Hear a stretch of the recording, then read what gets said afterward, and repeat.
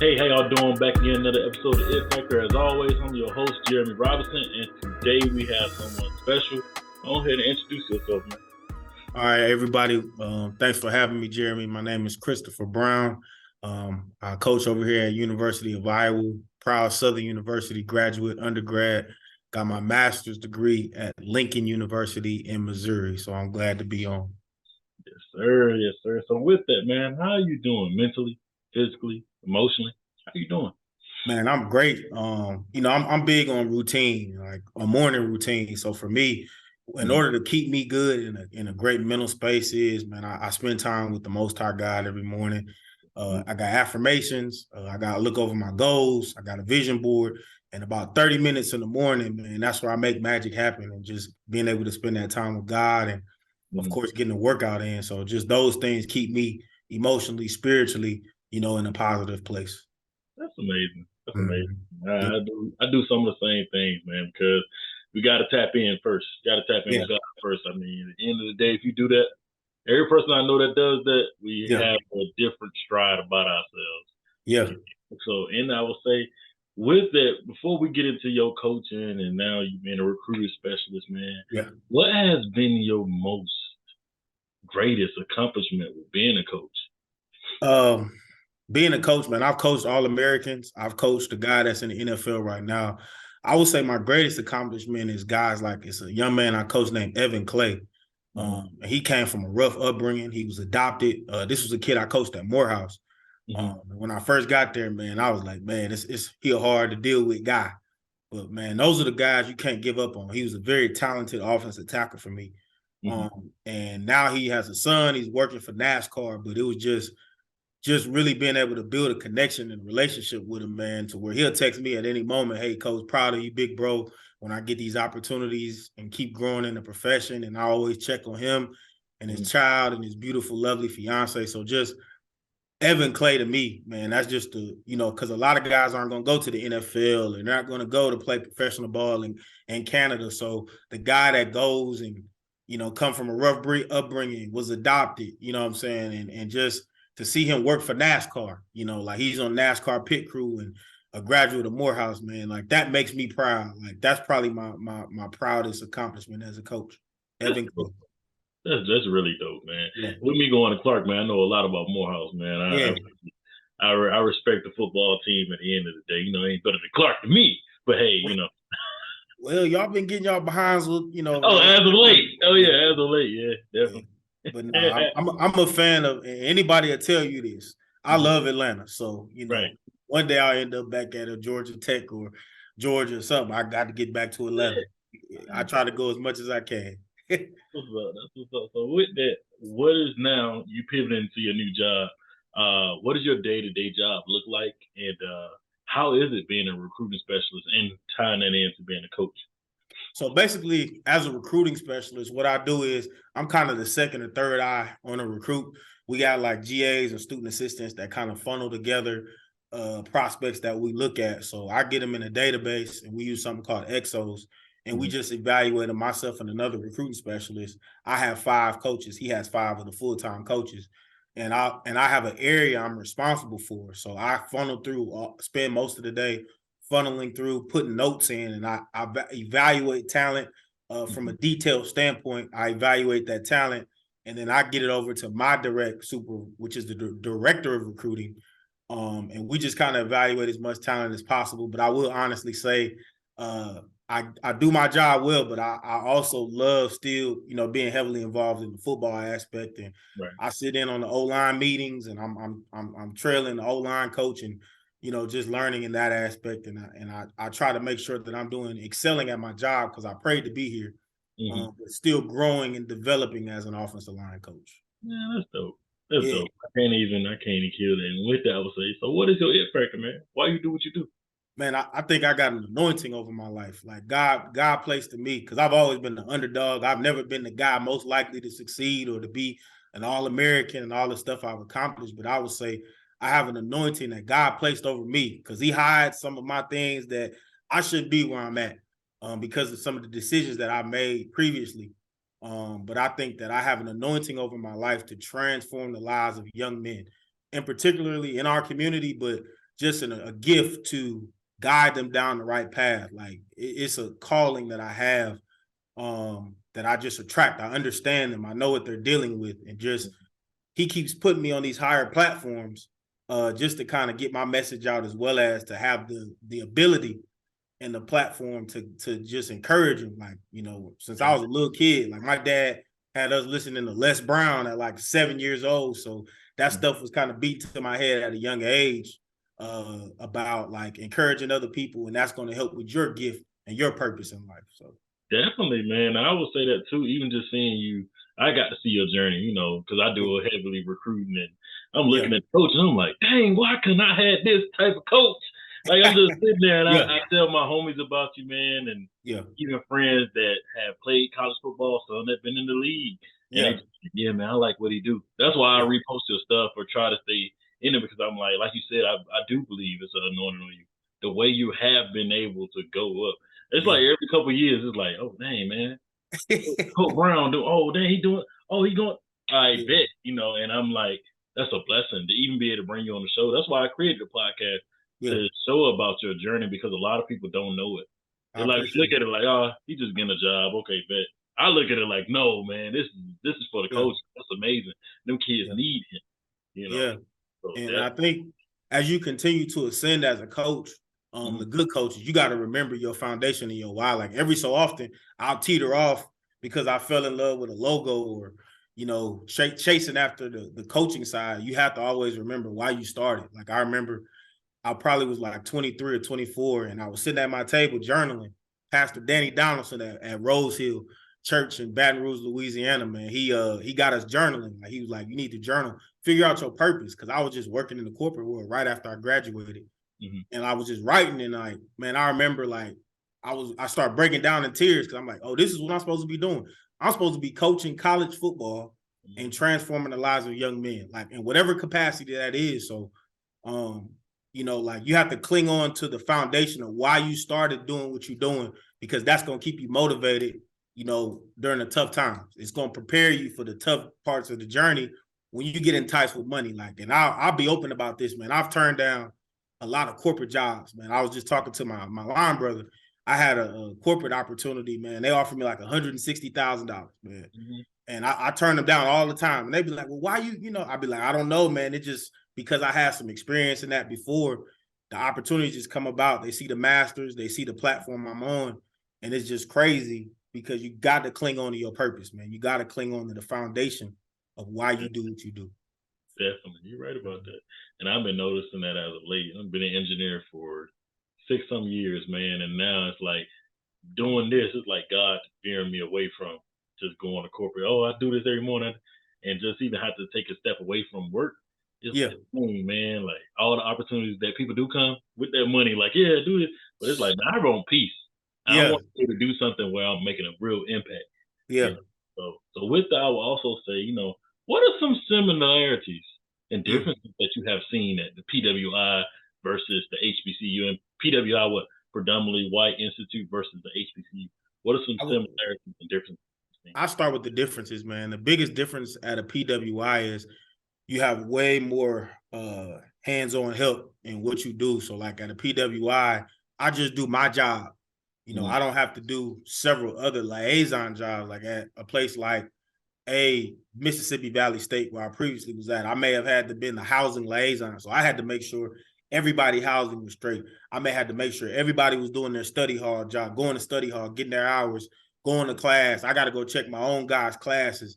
So at a PWI, there's so much help that you just got to do your job. It's like 100 little minions and student assistants and GAs running around that does their job. So I'm able to just concentrate on one thing, which makes me more detailed at my job. That's a difference. I would say a difference from being at an HBCU than the PWI, the family feel, like I would say, because there's more people that look like me at an HBCU, especially being at like Southern or Morehouse, I feel at home. Like I feel like I'm working with my cousin or my uncle, so we have different type of conversations at an HBCU. The lady in the cafeteria, that's my auntie, that's my grandma in the cafe at an HBCU. Like we're connected. She like, hey, baby, I get hugs at a HBCU. I get high fives. I'm dapping guys up. I see the bros. I go spend some time at lunch. I may spend 20 minutes on the plot at Southern, spending time with some bros or former teammates because I played at an HBCU. So there's much more of a homely feel, a family vibe and energy at an HBCU. But the similarities, I would definitely say football is still football. Like I think that there's a little more detail at the higher levels because they have more manpower to help with certain things. But football is still football. Zone right is still zone right. And I think that we try to differentiate or make it sound a little bit more like deep at a higher level, but football is still football. So those are probably the similarities and differences at an HBCU and PWI. Thank you for that. Thank you for that, because I do get a lot of people that ask that same question. Like, Yeah. hey, man, you ever ask somebody this? And I'm like, let me ask this. Ask my coach this, man. Let me see if he gonna have something differently, because a lot of people do think that football changed because he went to an HBCU and it didn't have this. I'm like, hey, if the person can ball, they can ball. I want to say this. Like the best offensive line coach that I know is not at a PWI. His name is Chennis Berry. Chennis Berry is the head coach at Benedict College. That's the best offensive line coach on earth to me. Every clinic I do, every time I get on social media and talk O-line, you're going to hear his name a lot because he hasn't been at a PWI, but that's the best offensive line coach there ever was. And he knows how I feel about him in that aspect. Like, so football is football. He's the most detailed. He's the most energetic. And like, I talk like him. Everything I do is so much like him because I've studied him for hundreds and hundreds of hours of his drill tapes, going to watch him coach at when I had just finished at Southern and he got there. Like, so like there's no big difference. I feel like there are a lot better coaches. You got coaches like Chennis Berry. You got coaches like Mark Frederick, who's over at Prairie View. You got coaches all over that are phenomenal coaches at the HBCU. Dawson Odoms, one of the best head coaches in all of college football, like detailed, militaristic style, like just different coaches that I've learned so much from those guys. That's my foundation. I'm an HBCU foundation of a coach. So, you know, it's football is football, you know. So with that, man, I would also say, so let's speak on Southern, man. So from you being a player, college athlete, to being able to be a coach, how was that a full circle moment for you? And how was that? Like, I spent so many years trying to get back to Southern when I started coaching. And it was surreal when Coach Odoms had called me because I was out of the profession for about a year when I left Louisiana Tech. And when I got that call from him, man, it was like emotional. It wasn't a lot of money at all. I would be honest. It was like $19,000. Come back, coach the tight ends. You know, I lived in the Palisades, like, so just to see where I'm at now, and that was just 3.5 years ago. It's crazy. Lived in the Palisades, lived in Gradison for a while, lived in the Palisades, got a call from him, and it was surreal, you know, just going back there and just like the energy being there is different than any place I've been. I'm at Iowa now, and it's still like Southern is, because I played there. I put blood, sweat, and tears there. I've been injured there. I won there, lost there. Seeing people come and go, build relationships with the people on campus that are still there. So it meant something special to me. It meant something different. I had a closer attachment to my players there. You know, like I cried when I thought I was going to leave the first time. I cried like a baby in the meeting because it's like, man, this is Southern. And I that was home for me. Like I took any pay to get there, and I coached whatever they wanted me to coach there, and I coached tight ends there.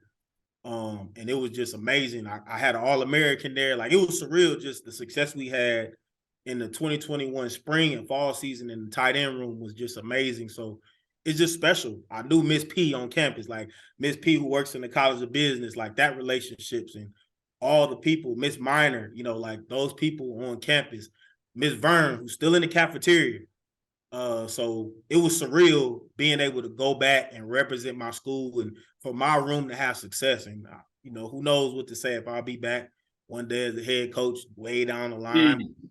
You know, if it's in God's will, this profession has took me some places I never would have imagined. So we'll see. That's what's up. Yeah. So as a coach and now a recruiting specialist, and when I was playing ball, this wasn't in effect, but I wish it wasn't in effect. How do you feel about the transfer portal? I think the transfer portal is different for different levels of football. Like I'm at the Power 5. we're pretty much a perennial top 25 program. So for us, I think the main thing is we have to recruit the people on the roster here to prevent them from being recruited away by the top 5 programs. So you got like your Alabamas, Ohio States of the world, your Georgias of the world, those top 5 programs that can poach away whoever they want and entice them with different NIL deals and things like that. So I think we have to keep recruiting and developing the younger people, because it's the younger people, I think, more so if they don't play their freshman year, they redshirt, they may want to go somewhere else, and they get enticed. They're getting pulled from group of 5 schools and the Power 5 schools. So I think you have to recruit the people that are already on the roster. That's the biggest difference. You have to keep people there. Back when I played, and I only finished playing maybe 10, 11 years ago, you just had to work your way up, Right. Depending on where you was at. Like I had to go through growing pains to get to where I was at as a player at Southern. So that's the biggest difference, the instant gratification era that we're in right now. I also believe it works in the favor of places like Southern, to me, FCS programs or G5s, because if a kid does want to leave and hop in the portal, you can shop and get instant needs. You can instantly get an offensive tackle at a place like Southern. They got a kid from Florida International to come play left tackle for them for the next 2 years. So just the ability to be able to get instant needs as a program and put together and piece together things. But I'm a big believer in what Coach Odom's believe in, like recruiting high school. Like that should be your foundation, but you can pluck and pull in the portal, which is a positive. Another thing about the portal for me is just, I feel bad for the kids that get in the portal that don't find a home. They're stuck in the portal because they didn't have a plan in place. So the negative side of it is those kids that hop in the portal that was on full scholarship, and then after a certain amount of time, you've lost your scholarship because your position got filled at another school. So I don't think you should hop in the portal unless you have some traction already going as a student athlete. Definitely. Before we do close, I would say, would you happen to have any questions for me? I would like to know kind of why you do what you do. You spoke a little bit about it earlier, but like, why do you serve this platform, and why do you do what you do with the It Factor podcast? Yeah, so basically, man, when I finished at Clark, I have some friends that's in the media field, and we always like, dang, man, I said, I'm always reaching out to people or meeting people in the craziest ways. My wife even say, like, I don't even know how you do it. Like, we'll be going somewhere, she'll be like, you just talking to anybody, and it don't matter what race it is, I end up talking to them. And I said, I need to do something, man, to give back, and see how I can do that. And I started reaching out to friends, and being at a HBCU, it's easy to, hey, you're a lawyer, you're a doctor, then once you get a few athletes to buy in, people see big time people come on the show. They're like, oh man, I want to be a part of that. It kind of feeds into what God had me aligned to really be doing in the first place. And I just like doing it, man. It's like a blessing, bro, just to even be able to talk to people like yourself. It makes my day every time I get to do an interview, because like just hearing y'all stories makes me keep going. Like, all right, I need to keep doing this, because once I air them, I see how, man, that really made my day. Or dang, man, I ain't know you was doing that. Or hey, you interviewed a coach. Oh, I need to get in touch with him. So it's just like building a network. At the end of the day, I feel like is what I'm supposed to do. That's what. No, for me, that's a great response. My other question is, like, I guess, what's your ultimate goal with I guess your podcast, or you being the platform that you're building? What's your ultimate goal with it? So my ultimate goal is to have someone like yourself and other people to be able to get together at least once a year, man, and I build out a platform like LinkedIn to where if someone need a job, or someone needs to even just talk to somebody, or they need to say you're doing a clinic and you want other coaches or players to come, you can call me, and I'll be that one-stop shop for our people to have someone like that. Because a lot of times people will build it up and get what they want out of it, but I'm not that type of person. I'm like, I've been doing this 4 years, and I'm like, every time I think about walking away from it, I'm like, hey, let me see how I can grow this and make it even better. Yeah. Definitely, that's what I want to see it, and get it on the TV, man, or get it more production from outside of YouTube. Yeah. To do that so that more people can see and hear y'all stories. So that's my biggest thing. That's exciting, man. My word of advice, man, because there have been so many times where I wanted to quit coaching and people wouldn't even understand. There are close people in my life that know I was done with coaching. Like, just keep at it, because when you realize how much skin you done put in the game and something, you just keep going, that's going to separate you from so many different people in the world, because most people give up. It gets hard, or it's uncomfortable, or it doesn't make sense to your mom or your dad. And you like, man, get you a stable situation, a job, whatever. Like, just keep pouring in. And you don't not have to have a 9 to 5, believe me, to pursue your purpose or your dream, but just don't give up on the thing that you enjoy to do, because it's going to keep building. I would never imagine I'd be at University of Iowa or whatever coaching, like starting at Bel Air High School in Baton Rouge, Louisiana. Like, so it's going to come times where you can quit and keep going. And then when you keep going, that's when the blessing comes. It keep happening. I'll be like, man, I'm done. I'm finna go take this 160,000. There you go. That's the thing, man. Blessing. Every time I try to walk away, man, and it's not even like you said, it's like a small, like, oh, I ain't gonna do this no more. I'm gonna take a little break. Yeah.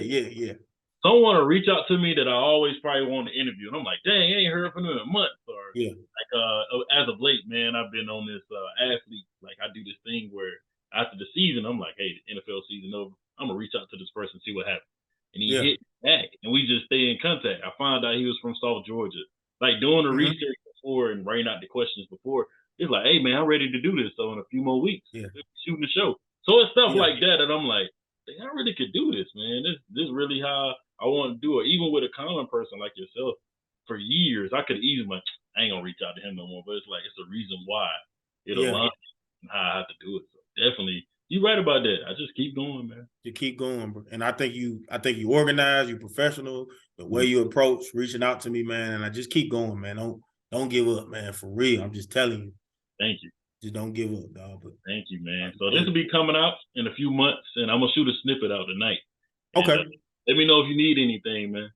Probably just a snippet or two myself as well. Got you. But I appreciate it, man. All right, man. I'll talk to you soon. All right, now. All right, take it easy.